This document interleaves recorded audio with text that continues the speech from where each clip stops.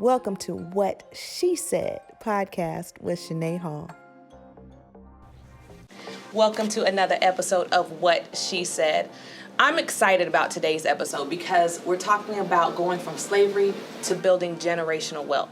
And most of us don't know how to build generational wealth. We might know how to get okay.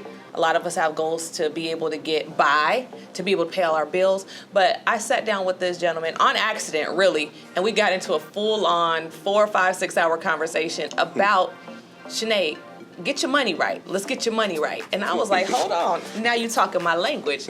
Needless to say, I want to bring in my guest today, Bruce Lavelle, owner of Dunwoody Diamonds, USA. I wanted to make sure I included the USA part. Yeah, that's right. Let's get started. So not only do you own Dunwoody Diamonds, but there are buildings that I've seen with your name on them in Sugarloaf and other areas. But what makes your story so compelling is you said you came here with $35 in your pocket. Yeah. I got $35. Yeah. I'm trying to get to the millions. So please educate me and give me a little background on how you got started, what motivated you, and what got you to this point where you're at right now. Yeah. Well, thanks for having me. Well, interesting. First, I have to say we meaning my wife and I. Okay. I don't want to just put that on the record for all the women out there. Absolutely. Let's give it up, without Wait, how her. long you been married? 29 years. Okay, that counts. If you said so 29 days. without her, I wouldn't be sitting here, or we wouldn't be having this conversation. How about that?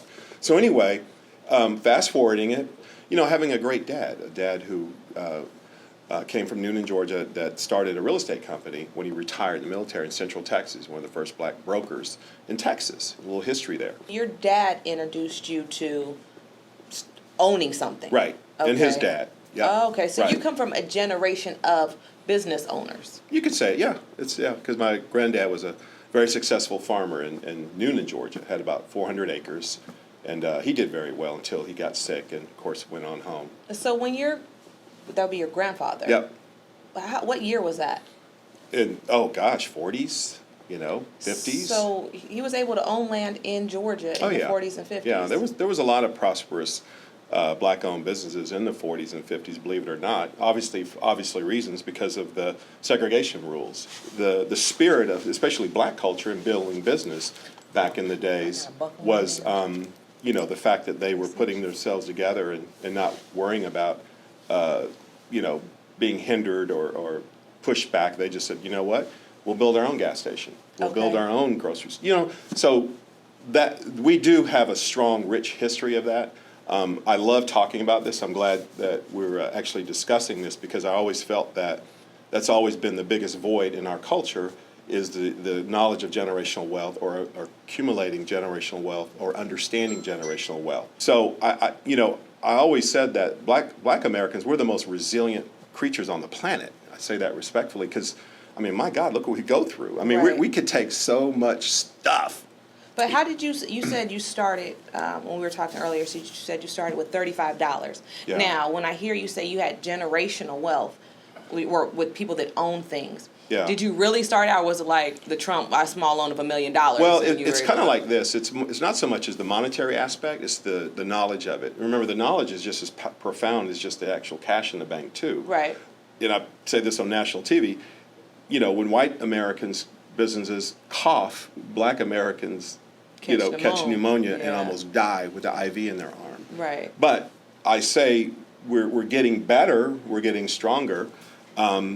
Out of the 30.6 million small businesses in the country, we're only 2% of that 30.6 million of 330 million people in the United States.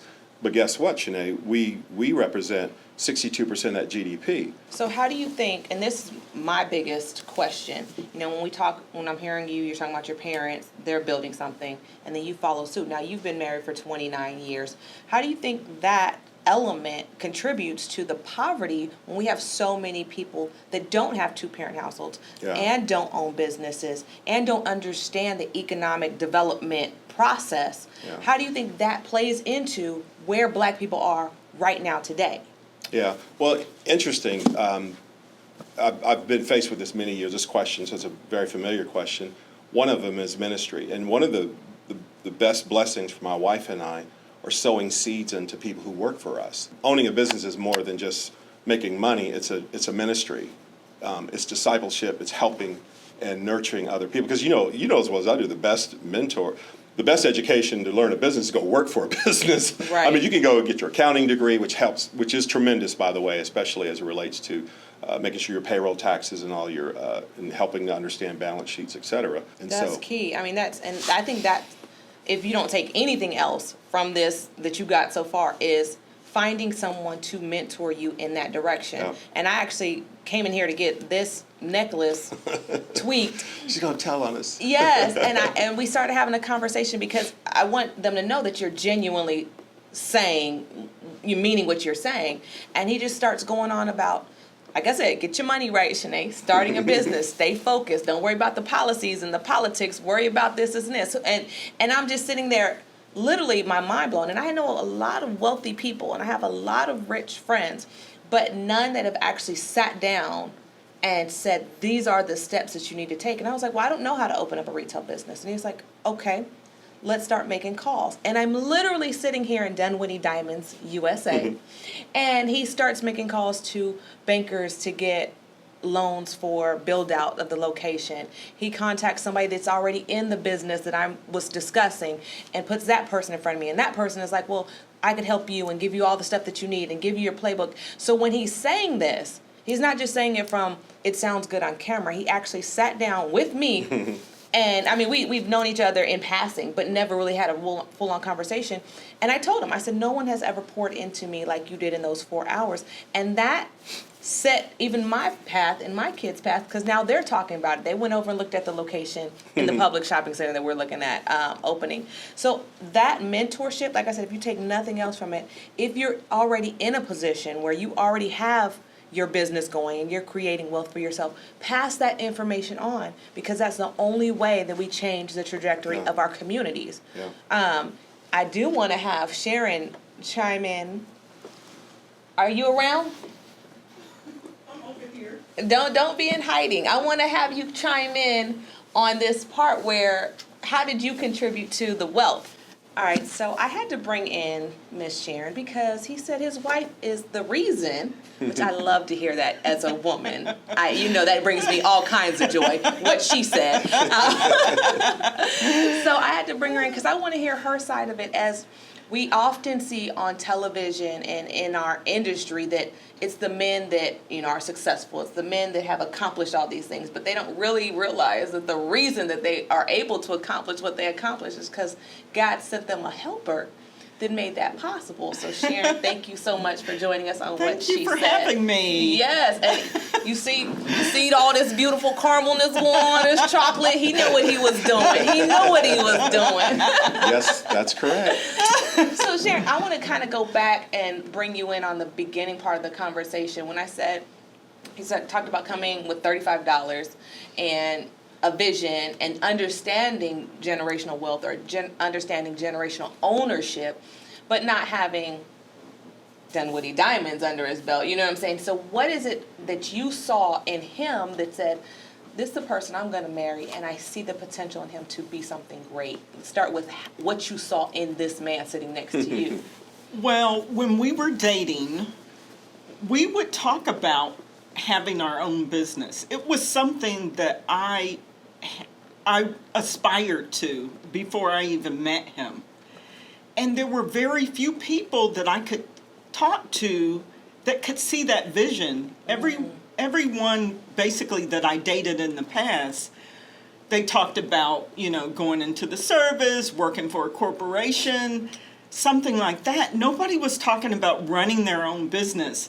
So when I met him and we were dating, these are dreams we could have together. We didn't know specifically what business at the time, but we both talked about running our own business. Oh, wow. And so let's speed up. We get married, and I would come home from work because I worked for a corporate company. Okay. And I would come home from work and I would complain, and he would come home from his corporate company and complain. And it was the complaints, the frustration, and just being tired of being in corporate America that led us to being able to open up our own business. We took that negative energy and turned it into something positive. That's awesome. Right. You and know, how did you start? So you guys said we sit down, nightly we have conversations about owning our own. What was the first step that you guys took to owning your own? Okay, so I don't know if it's obvious, but I am a nerd and I'm very analytical. No, it's not obvious. None of that. Not with the leather dress on. No, you didn't. but we'll take that. So he's the sales guy and I'm the analytical one. So the first thing I said is, honey, we have to do our research. So we literally went where the traffic counts for certain streets. What are the demographics of certain areas? How many people live in that area? So you guys both knew that you wanted to do diamonds or jewelry? It happened authentically because that's the business that he was in, and it made the most sense. If he was setting up stores for companies, why couldn't we set up our own store? Nice. Yeah. So one of the things that what she said is really about family, marriage, relationships, all that good stuff. How do we fix it for those that don't have that? It's easy when I sit back and I look at you guys, I'm like, well, that's cool. Your granddad owned land, your dad owned some duplexes, and now you own some shit. Okay, cool. Everybody winning. I get it. What about the other people that don't have all those things? How do they start? Well, let's back up because my family was a military family. Mm-hmm. So I wasn't raised in a family that ran their own business. Okay. I have sisters and brothers that run their own business now, but our dad didn't run and our mom didn't run their own business. So you don't have to come from a family that already has a business in play. I think it's really important to have a mentor, someone who has already been there and done it that can teach you and show you. You can also, like Bruce said, working in the industry that you're interested in gives you a playbook. That's where you get to learn about the vendors that you'll need. You'll make those relationships. You'll watch that business make mistakes. You can learn from them and make sure you don't implement that in your own business.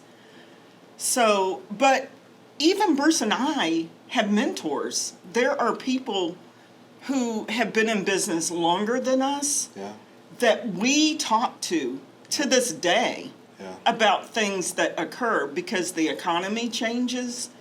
Things change in the industry, and you need someone who has seen this, seen it and done it before, that you can go to and say, okay, this is my situation. How do I handle this? Okay. And then Bruce, I have a quick question for you. As far as you're working in the industry, you're helping these places build up their own business. How did you go about getting the finances to start your diamond business? Yeah, good question. You know, one thing about this particular conversation, especially obviously in Black culture, the number one issue is access to capital. You know, let's just be real, and there's a whole subject about that as it relates to how to acquire it, what type of loans there are, as well as crowdfunding, which is another conversation with how some cultures have done very well generationally. Right here in the metro Atlanta area, per se, and even across the country. We're getting better. And I think the disparity for us is that we've been taught that we can't work together as a family unit. And it does go back in a very subliminal, passive, generational curse, telling us, dividing us, conquering us, to separate us, to making sure we can't. But we're getting better. I'm not going to sit here, and we do have some unfortunate past in Black culture in this country, in the world for that matter, for brown Americans. But in relation to the access to capital, for example, to answer your question, Sharon and I, we're very creative. You know, I remember we pawned our wedding silver We hawked the cars because they were paid in full, where you can go to the credit union and get a loan against your car. So we pretty much hawked the cars, hawked the credit cards.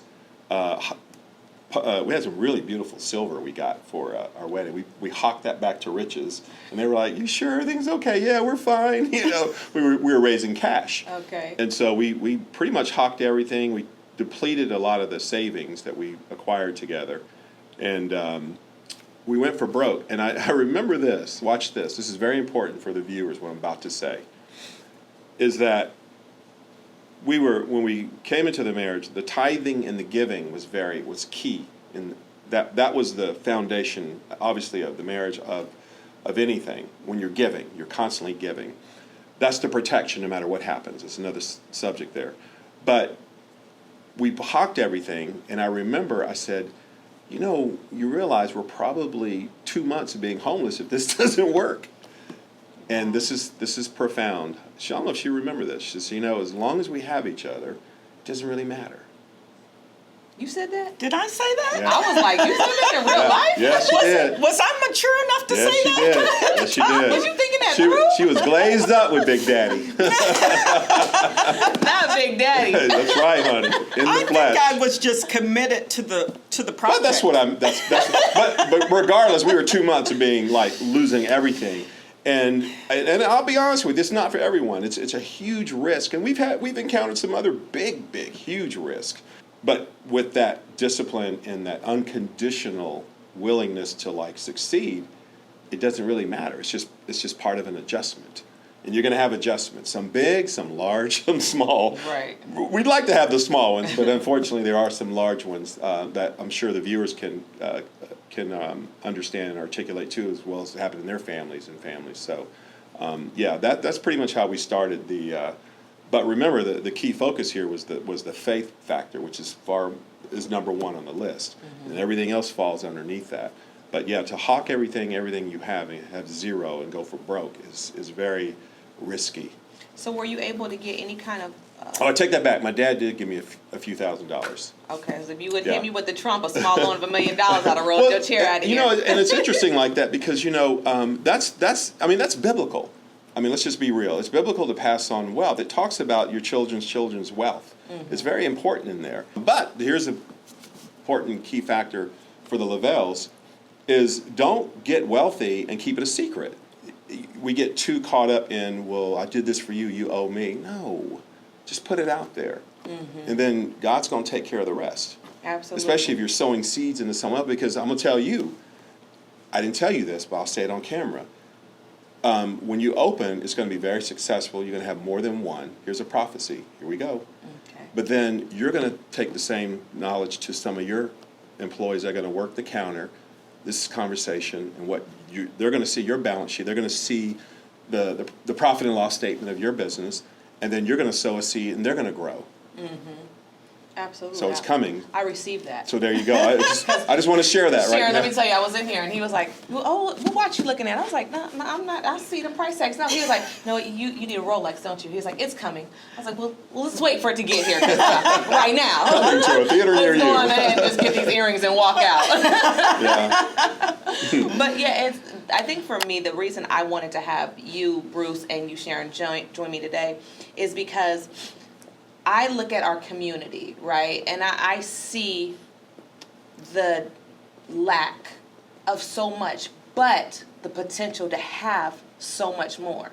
And I don't know, or I didn't know, why we're missing. Everybody talks about, well, the Jews came here and they did this, and the Hispanics come here and they do this, and Asians, and everybody does everything, but we're here. We've been here since 1619, and we've accomplished less overall than these people that are coming here from other countries.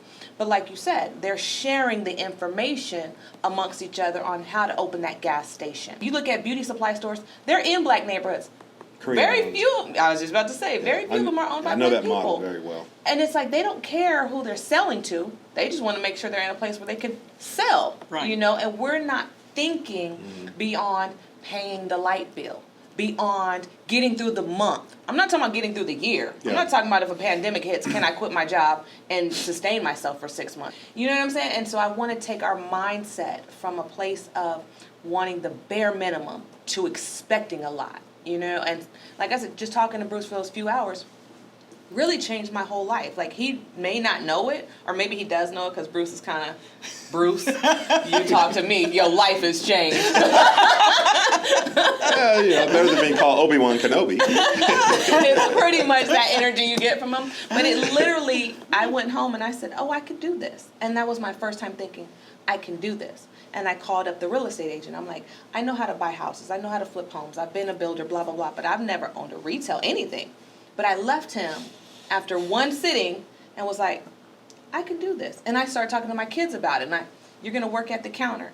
Well, I was like, look, you can move it to manager real quick. Your mom owns it. There you go. Yeah, nepotism 101. Yeah, we love it. So this thing is so important to us. So I want to ask you, do you have any outside information as far as even, you've been married 29 years. I don't know very many black people that have been married 29 years. Of course, but our friends Gloria and George and them. But I mean, I know like two of y'all. Yeah. So what is the secret of keeping the relationship? Because it sounds like you need them both. You need God, you need mentoring, and you need a good, strong wife to help you rise to the top. What is it that keeps you going together as a couple where you just said, oh, three, I know Barack and them, I don't really know them, but know of them. Them y'all the three black couples. That are goals. What is that keeps you together and stable and smiling? So... Well, damn, it got quiet. I'm trying not to overtalk her because I've been known to do that, so I'm being calm. Can you believe that? I'm in therapy. Do you want him? Do you want him to start and you chime in, or?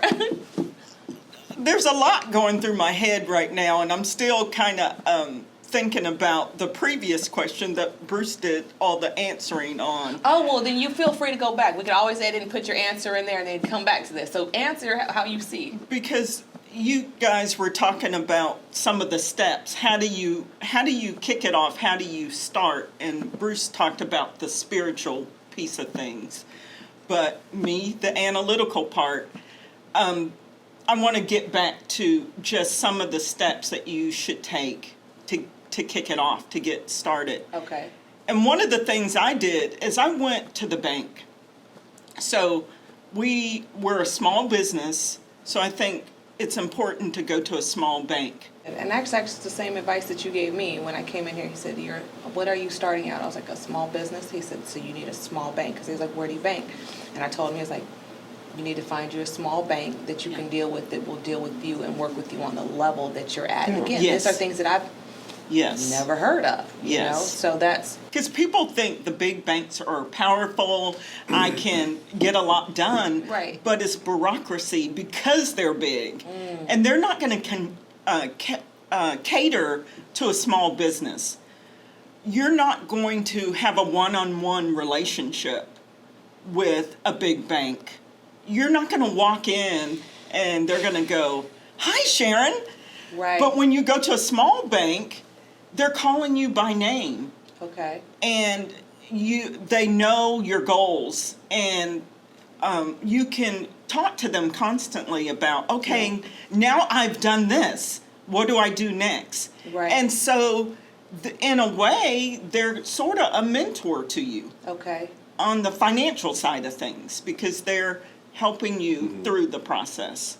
So after you get the bank, so you hawk all your stuff. You go to the bank. Okay, so you need a place, right?